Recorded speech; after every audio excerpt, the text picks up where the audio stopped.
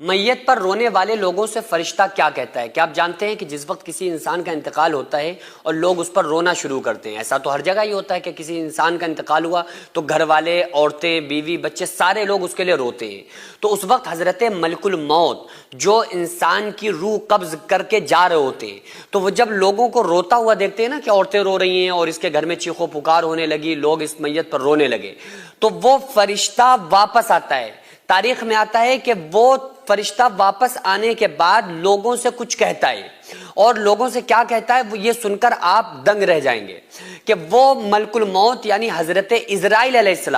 السلام ہی انسان کی روح قبض کرتے ہیں۔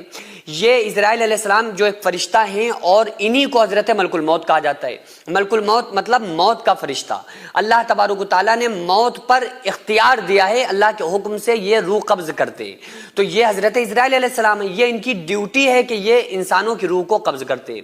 تو یہ واپس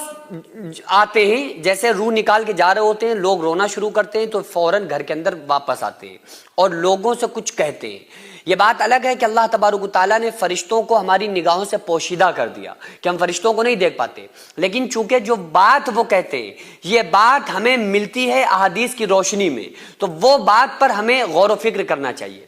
تو حضرت ملک الموت جو لوگوں کے ساتھ اور فرشتوں کے ساتھ ہوتے ہیں، چونکہ ایک ہی فرشتہ تھوڑی آتا ہے روح قبض کرنے کے لیے، ملک الموت کے ساتھ کچھ اور فرشتے بھی ہوتے ہیں۔ نیک بندے کے پاس آئیں چاہے وہ بد انسان کے پاس آئیں، نیک بندے کے پاس جب آتے ہیں تو اچھی شکل و صورت میں اچھے فرشتوں کے ساتھ آتے ہیں، اچھی شکل و صورت کے فرشتوں کے ساتھ آتے ہیں۔ گنہگار کے پاس آتے ہیں تو بڑی ڈراؤنی شکل میں اور ڈراؤنے فرشتوں کو ساتھ لے کر آتے ہیں، اور اس کی روح کو نکال کر بڑے اعزاز کے ساتھ نیک بندے کی روح کو عزت کے ساتھ لے جاتے ہیں، گنہگار کی بڑی خطرناک طریقے سے کھینچ کے لے جاتے ہیں۔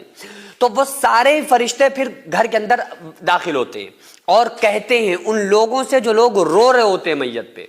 وہ فرشتے اپنی زبان حال، زبان قلب سے یہ کہنے کی کوشش کرتے ہیں کہ اے لوگوں سنو،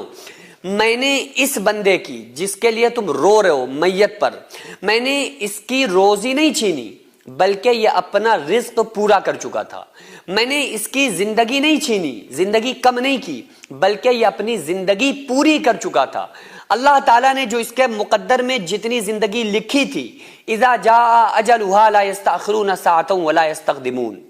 اللہ فرما رہا ہے کہ جب موت کا وقت قریب آ جاتا ہے تو ایک ذرہ نہ اس میں جلدی ہوتی ہے نہ ایک ذرہ دیری ہوتی ہے، تو فوراً وہ فرشتہ جو ہوتا ہے وہ کہتا ہے کہ دیکھو میں نے اس کی روزی نہیں کم کی، میں نے اس کا رزق نہیں چھینا، میں نے اس کی زندگی نہیں کم کی، میں نے اس کی عمر نہیں چھینی، بلکہ یہ اپنی زندگی میں جو